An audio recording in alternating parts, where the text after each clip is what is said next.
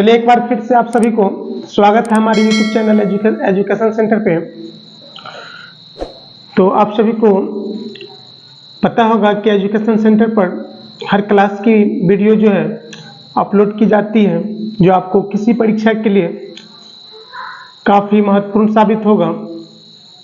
इसी प्रकार से हम बिहार बोर्ड क्लास 10th जो BTC मैथ है, जो एक्सरसाइज 12.3 का मेंसुरेशन है, क्षेत्रीय मिति, उस पर हम बात करेंगे।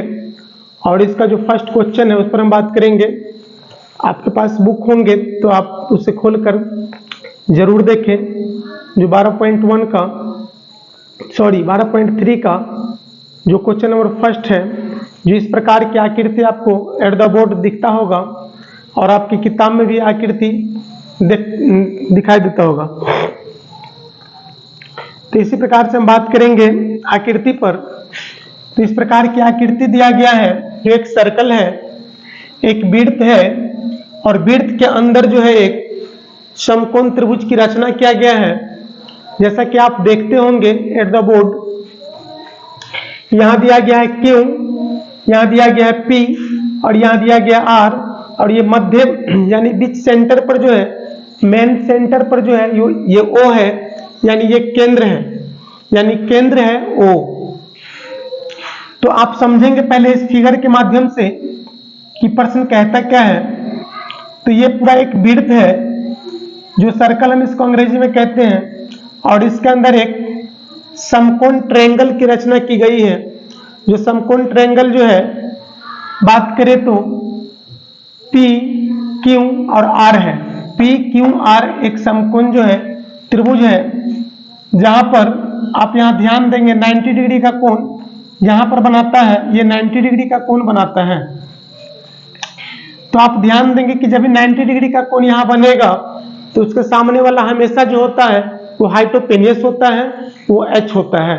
जैसा कि आप समकोण त्रिभुज में आप पढ़े होंगे, तो जो थीटा के सामने का जो मान होता है वो हमेशा हाइपोटेन्यूस होता है, यानी H होता है, और उसके जो नीचे होता है वो बेस होता है, और ये वाला भाग जो होता है वो परपेंडिकुलर होता है, जिसको हम P से सूचित करते हैं। तो चलिए हम बात करते हैं यहाँ पर जो क्वेश्चन में अकॉर्डिंग टू क्वेश्चन जो दिया गया है वह P का मान कितना है, वो किताब से थोड़ा सा देखें कि PQ का मान 24 दिया गया है। यानी ये जो मान दिया गया है PQ का, ये 24 है, 24 सेंटीमीटर है। और इसके बाद जो है ये PR का जो मान है वो PR 7 है, यानी PR कहे तो ये बेस 7 है। तो आप ध्यान देंगे कि यहाँ पर जो यानी परपेंडिकुलर, सबसे पहले यहाँ पर लिखेंगे कि माना कि, ये लिखेंगे माना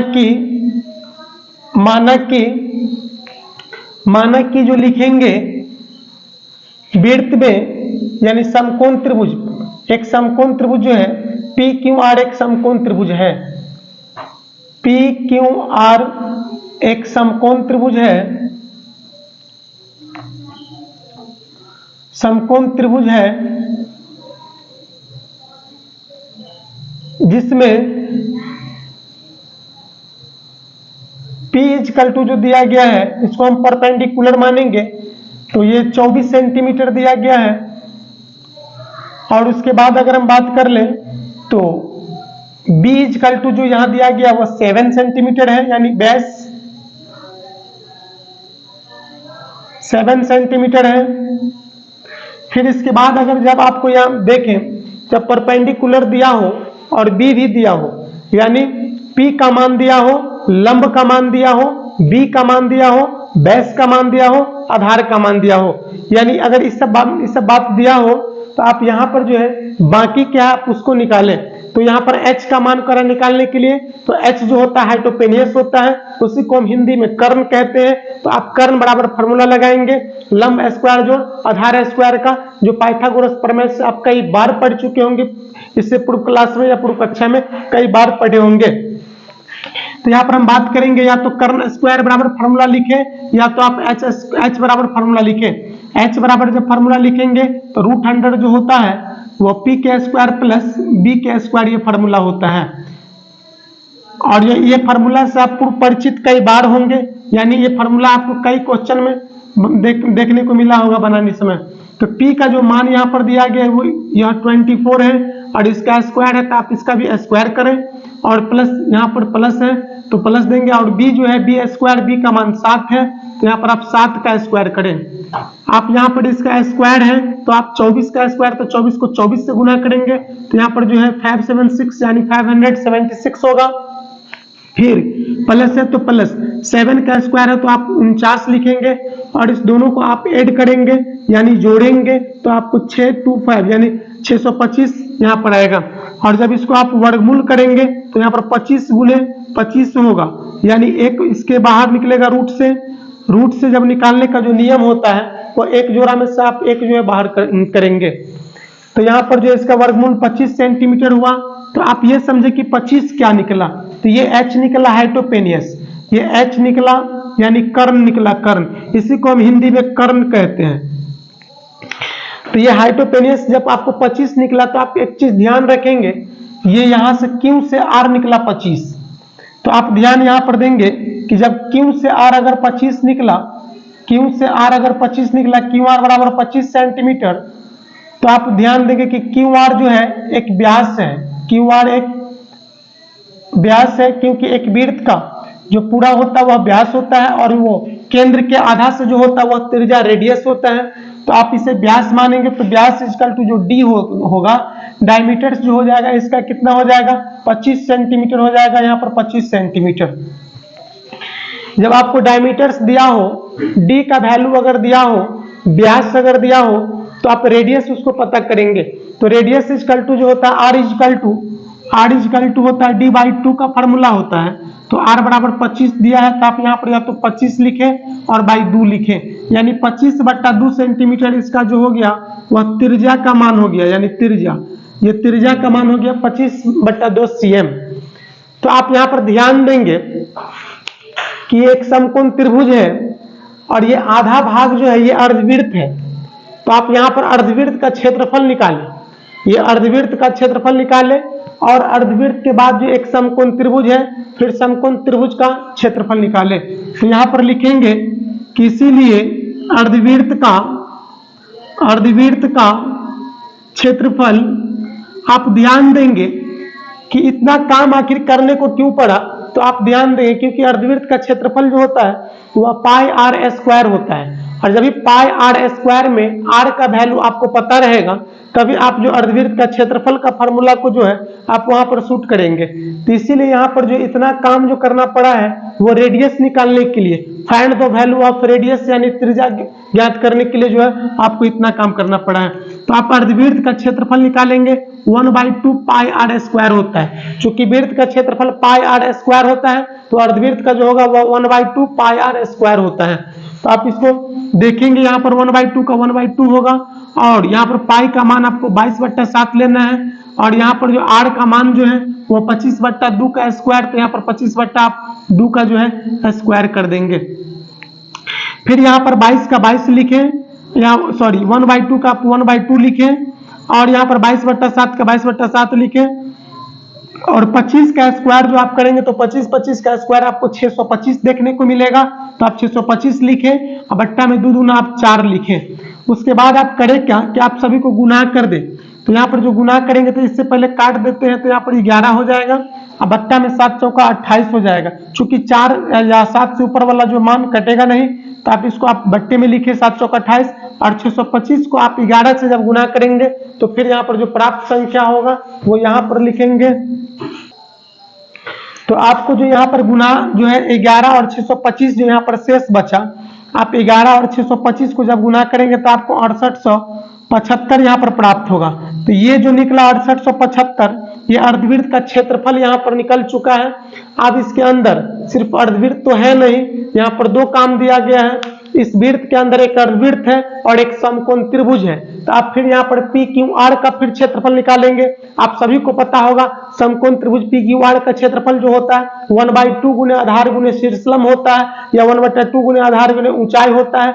और यहाँ पर जो है शीर्षलंब भी दिया है, आधार भी दिया है। तो चलिए हम यहाँ पर जगह कम होने के कारण इसको हम साफ करेंगे। अगर आप स्क्रीनशॉट लेना चाहते हैं तो आप इसे स्क्रीनशॉट जरूर ले लें। तो यहाँ पर लिखेंगे कि यहाँ शीर्षलंब लिखे या इसको आप ऊंचाई लिखे, इससे नो डाउट कोई प्रॉब्लम नहीं होगा। तो शीर्षलंब बराबर जो लिखेंगे यहाँ पे शीर्षलंब इक्वल टू ये जो है ये पी क्यू, ये 24 सेंटीमीटर जो इसका है वह शीर्षलंब है, आप ध्यान दें। और यहाँ जो है ये आधार, ये जो है आधार है पी आर, यानी आधार बराबर हम लिखेंगे आधार बराबर पी आर, सॉरी यहाँ पर 7 cm। तो आप लिखेंगे पी क्यू आर समकोण त्रिभुज का क्षेत्रफल, समकोण त्रिभुज पी क्यू आर का क्षेत्रफल, समकोण त्रिभुज